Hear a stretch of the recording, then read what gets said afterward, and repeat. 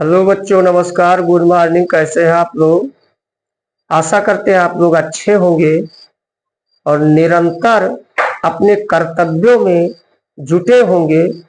देखिए, आज आज के समय की विडंबना है कि लोग अपने हक के लिए तो युद्ध करने के लिए तैयार रहते हैं, लेकिन अपने कर्तव्य को भूल जाते हैं। तो सबसे पहले कर्तव्य करना जरूरी है। अब आज हम आप लोगों से क्षमा चाहते हैं कि कल हमने वीडियो अपलोड नहीं कर पाया। हमारी गलती से वीडियो तो हमने बनाया, जो हमने लिखा था वो बोर्ड पर दिखाई दे रहा होगा, मगर पिछला वीडियो डिलीट कर रहे थे और उसी समय जो अपलोड करना था उसी वीडियो को हमने डिलीट कर दिया था। तो जो हमने कल पढ़ाया था वो बोर्ड पर लिखा है, आज हम उसको अच्छे से समझा देते हैं। तो बोर्ड पर क्या लिखा है वो तो देखा जाएगा, उससे आप लोग नोट कर लेंगे।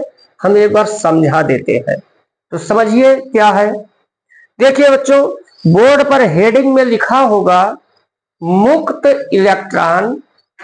बोर्ड पर हेडिंग में लिखा होगा, हम उधर देखिए उस साइड में लिखा होगा बोर्ड पर मुक्त इलेक्ट्रॉन तथा धनायन। तो अब देखिए, मुक्त इलेक्ट्रॉन वैसे जानते भी होंगे, फिर भी हम हल्का याद दिलाते हैं। देखिए, हम लोग जानते हैं कि भाई नाभिक में, इस पर विस्तृत चर्चा सेकंड फिजिक्स में होगी, लेकिन ये कहा जाए, हम लोग जानते हैं कि नाभिक में प्रोटॉन होते हैं और न्यूट्रॉन होते हैं। न्यूट्रॉन पर कोई आवेश नहीं होता है, प्रोटॉन पर धनावेश होता है। इससे नाभिक जो है वो ऑलरेडी धनावेशित होता है। अब नाभिक के चारों ओर अपनी अपनी कक्षाओं में इलेक्ट्रॉन चक्कर लगाते रहते हैं। तो अब देखिए भाई, इलेक्ट्रॉन वैसे तो चक्कर लगाएगा नहीं, कोई तो मजबूरी होगी, कोई तो उसे बांध के रख रहा होगा। तो इलेक्ट्रॉन पर निगेटिव चार्ज होता है और नाभिक पर पॉजिटिव चार्ज होता है। तो नाभिक के प्रबल आकर्षण बल से इलेक्ट्रॉन बंधे रहते हैं, वो अपनी कक्षा से भाग नहीं पाते हैं और अपनी कक्षा में ही चक्कर लगाते रहते हैं। अब बात को समझिए, भाई कूलाम का नियम है और हम लोग अपने रियल लाइफ में भी देखते हैं। हम वहां लिखा है उसी चीज को समझा रहे हैं। भाई कूलाम का नियम है, हम लोग अपने रियल लाइफ में भी देख रहे हैं कि अगर दो लोगों के बीच दूरी कम होगी, अगर दूरी कम होगी, हमेशा पास पास रहते होंगे, तो ये जो आकर्षण बल है ये काफी प्रबल रहता है। लेकिन जब दूरियां ज्यादा हो जाती हैं, एक दूसरे से काफी दूर हो जाते हैं, तो उन पर जो आकर्षण बल है वो काफी क्या हो जाता है, घट जाता है। भाई जब पास में थे हमेशा बात होती थी, जब दूर हो गए तो 24 घंटे में एक बार फोन से बात हुई, फिर सप्ताह में एक दिन हो गए। कहने का मतलब जो अट्रैक्टिव फोर्स है वो दूर होने की वजह से लगातार घटता जाता है। अब ध्यान दीजिए, जो नाभिक के समीप वाली कक्षाएं हैं उसमें इलेक्ट्रॉन तो प्रबल आकर्षण बल से मजबूती से बंधे रहते हैं, लेकिन जो नाभि से दूरस्थ वाली कक्षाएं हैं उसके इलेक्ट्रॉन पर नाभिक का आकर्षण बल बहुत बहुत कम होता है और वो इलेक्ट्रॉन बहुत आसानी से अपनी कक्षा से क्या हो जाते हैं, अलग हो जाते हैं। हल्का सा गर्म किया गया या हल्का सा कोई चीज रगड़ा गया, वो तुरंत इलेक्ट्रॉन जो दूर वाले कक्षा के हैं वो अपनी कक्षा से क्या हो जाते हैं, अलग हो जाते हैं।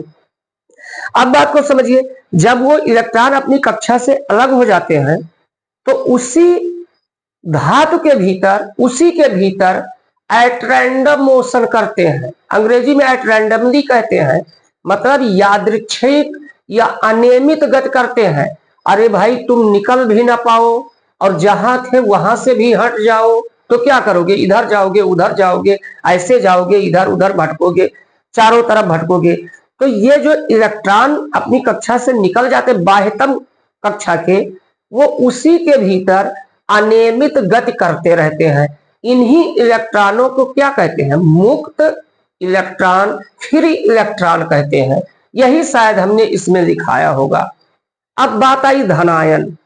अब बात क्या आ गई? धनायन।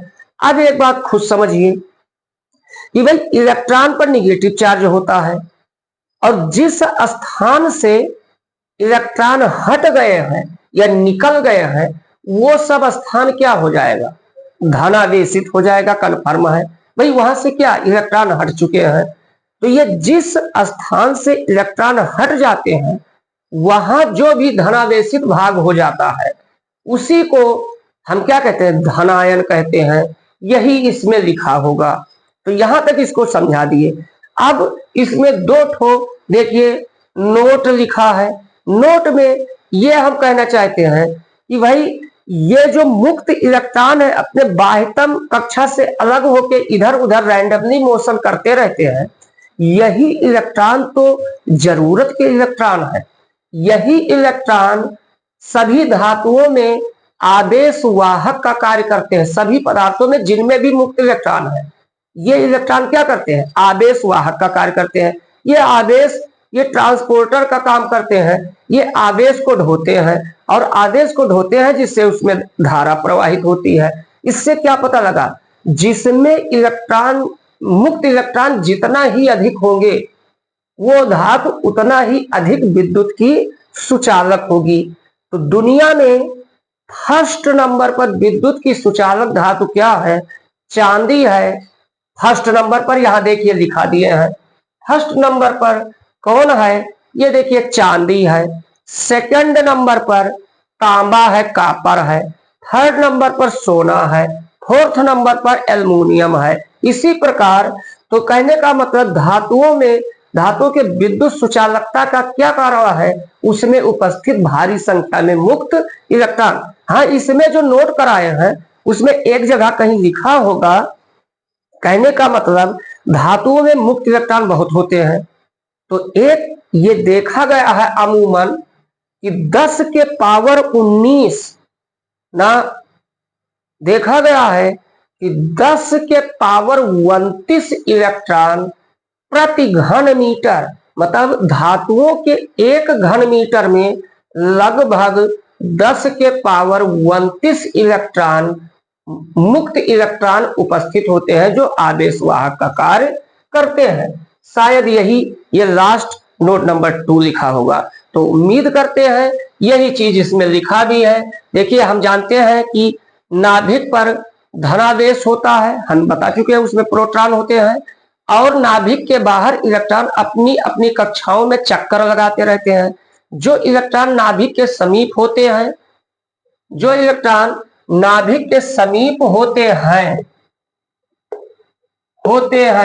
वे प्रबल आकर्षण बल से बंधे रहते हैं, परंतु जो इलेक्ट्रॉन नाभिक से दूर होते हैं उन पर आकर्षण बल क्या हो जाता है? कम होता है और ये इलेक्ट्रॉन आसानी से निकलकर, मतलब कहां से निकलकर?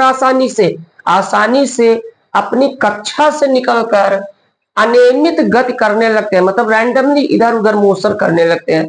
इन्हीं इलेक्ट्रॉनों को क्या कहते हैं? मुक्त इलेक्ट्रॉन कहते हैं। अंडरलाइन भी कर दिया गया है।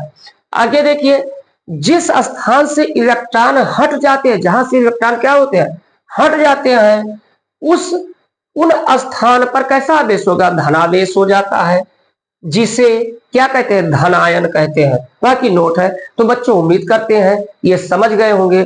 अब आप लोग स्क्रीनशॉट ले लीजिए, उसके बाद हम नई टॉपिक की ओर चलते हैं।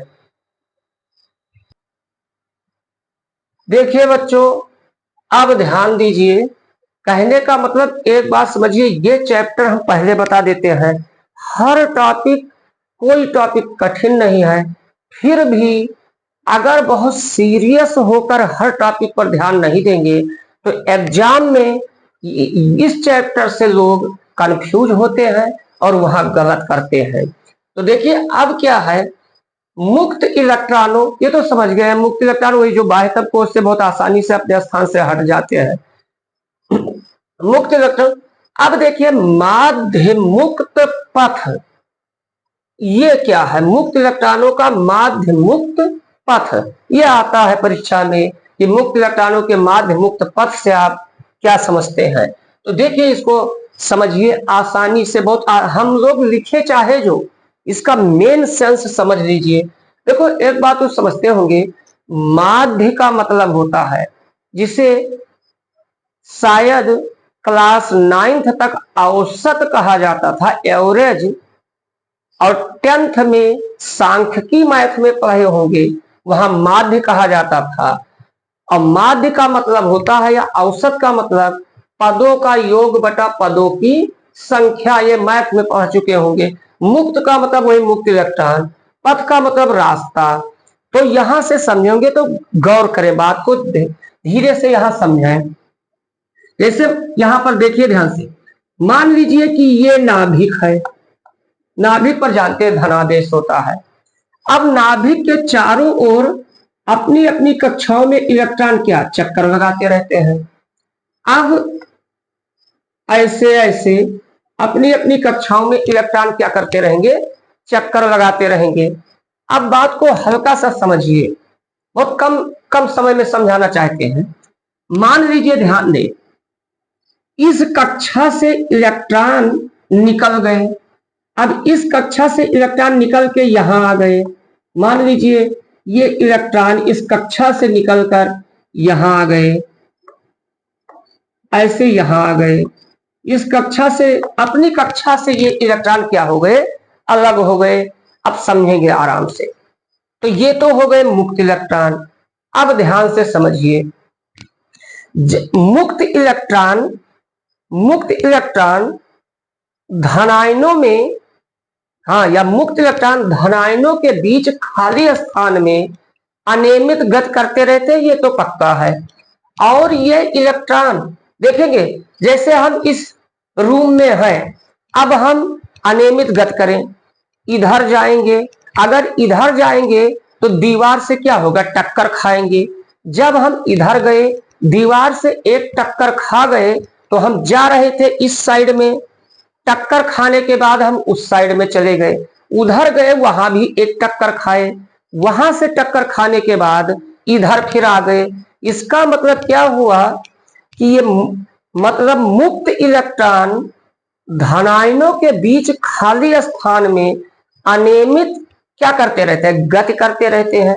और ये इलेक्ट्रॉन धनायनों, ये इलेक्ट्रॉन क्या है, धनायनों से बारंबार टकराते हैं। धनायनों का मतलब जो स्थान खाली हो गया था, जहां से निकले थे, उसी स्थान से ये इलेक्ट्रॉन क्या करते हैं, बारंबार टकराते हैं। और टकराने के बाद इनकी गति की दिशा क्या हो जाती है, बदल जाती है। भाई ये बताए, ऐसे गए, उस दीवार से टक्कर खाए, तब डायरेक्शन इधर थी, और फिर टक्कर के बाद उधर चले गए, तो प्रत्येक टक्कर के बाद इनकी गति की दिशा क्या हो जाती है, बदल जाती है। तो इतना बात तो पहले हम यही कह देते हैं। हम क्या कहेंगे, हम यही कहेंगे कि धनायनों के बीच खाली स्थान में, देखिए हम वही लिखते हैं, धनायनों, धनायनों के बीच खाली स्थान में, धनायनों के बीच खाली स्थान में मुक्त इलेक्ट्रॉन, मुक्त इलेक्ट्रॉन अनियमित, अनियमित, ये मुक्त इलेक्ट्रॉन अनियमित गति करते रह, हाँ, अनियमित गति करते रहते हैं, अनियमित गति करते हैं। ये बात तो पक्का हो गई। अब ये इलेक्ट्रॉन क्या है भाई, इसके अंदर ये अनियमित इधर उधर गति करेंगे, तो बारंबार धनायनों से क्या होगी, टकराएंगे, और प्रत्येक टक्कर के बाद इनके गति की डायरेक्शन, दिशा क्या हो जाएगी, बदल जाएगी। तो हम यही कहेंगे गति करते रहते हैं, हाँ, गति करते थे। ये इलेक्ट्रॉन, ये इलेक्ट्रॉन बारंबार, बारंबार धनायनों, धनायनों, समझते हैं धनायन क्या हुआ, क्योंकि हम बता चुके हैं। ये इलेक्ट्रॉन बारंबार धनायनों से टकराते रहते हैं और प्रत्येक टक्कर के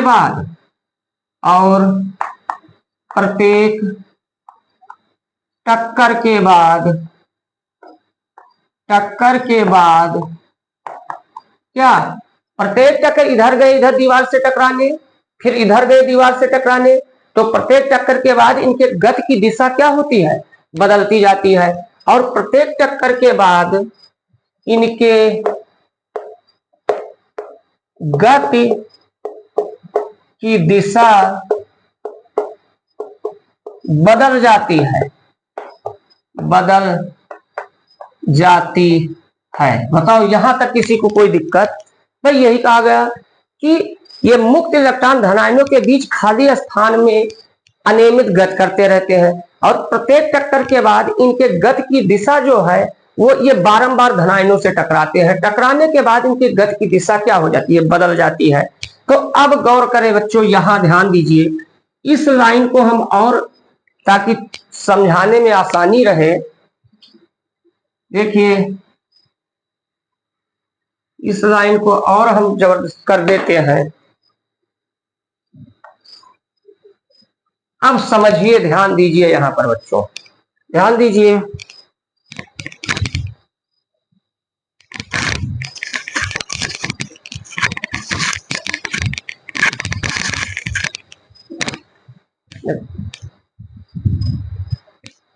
हाँ देखिए, तो बच्चों समझिए यहां पर ये होता क्या है, ये यहां पर ध्यान दीजिए। अब मान लीजिए, ध्यान दीजिए, समझिए बात, एक इलेक्ट्रॉन यहां से इस डायरेक्शन में गया और यहां आकर इसने ठोकर खाया, मतलब यहां से चला और यहां आकर क्या हुआ, टकरा गया। तो अब देखिए, मान लीजिए कि ये दूरी जो जिस दूरी, ये डायरेक्शन तो क्लियर है, समझिएगा आराम से, यहीं पर कंफ्यूज होगा, ये हम पक्का कंफ्यूजन क्रिएट होगा, कह रहे तो आराम से समझिए। ये इलेक्ट्रॉन, मान लीजिए कोई इलेक्ट्रॉन इस डायरेक्शन में गया और यहां आकर ये टक्कर खा गया।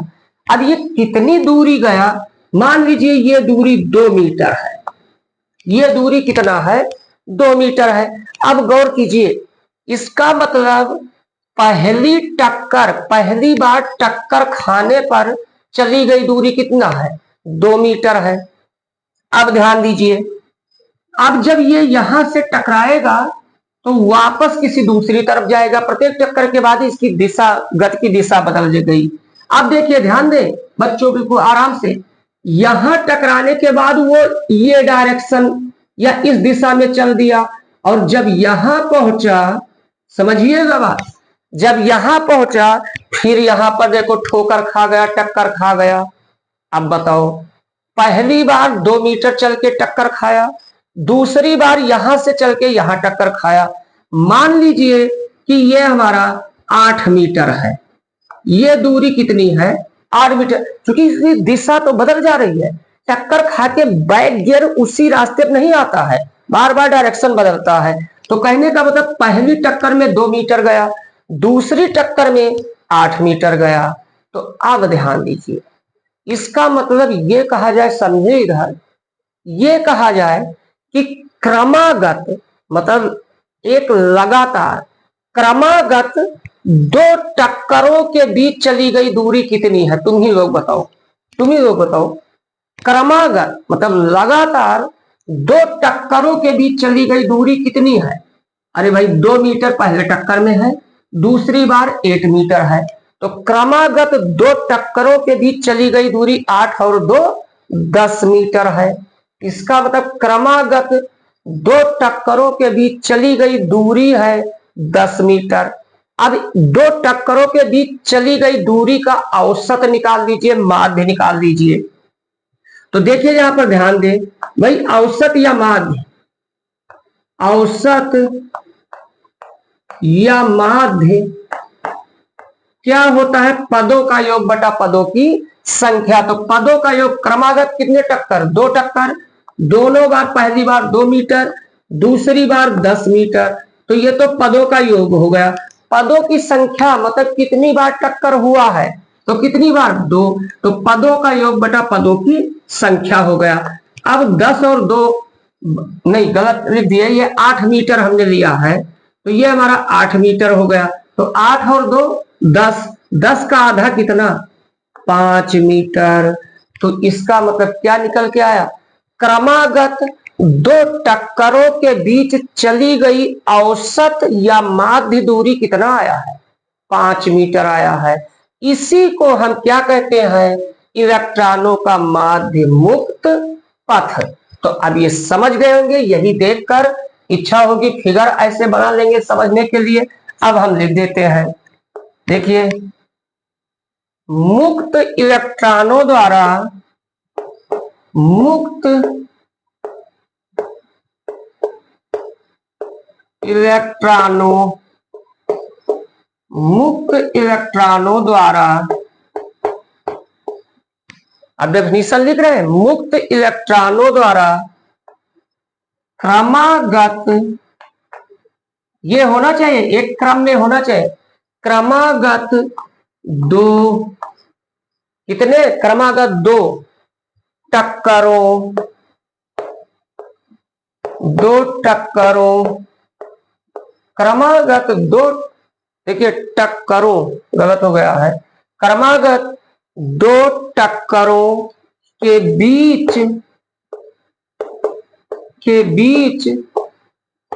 चली गई कौन दूरी, क्रमागत 2 टक्करों के बीच चली गई कुल दूरी नहीं, औसत दूरी, चली गई औसत दूरी, औसत दूरी को क्या कहते हैं, माध्य मुक्त पथ कहते हैं। क्रमागत 2 टक्करों के बीच चली गई औसत दूरी को क्या कहते हैं, माध्य मुक्त पथ कहते हैं। तो बच्चों उम्मीद करते हैं समझ गए होंगे। इसे किसे प्रदर्शित करते हैं, तो इसे देखेंगे, इसे लैम्डा से प्रदर्शित, इसे लैम्डा से प्रदर्शित करते हैं। तो अब उम्मीद करते हैं आप लोगों को बहुत अच्छे से समझ में आया होगा। अब आज स्टेप वाइज समझिए, क्योंकि आज हमने मुक्त इलेक्ट्रॉन जाना क्या है, धनायन जाना क्या है, और मुक्त इलेक्ट्रॉनों का माध्य मुक्त पथ क्या है। ये बहुत इंपॉर्टेंट है, ये तो एग्जाम में आता ही आता है। अब आगे हम कल नेक्स्ट वीडियो में मिलेंगे, तब तक के लिए जय हिंद जय भारत।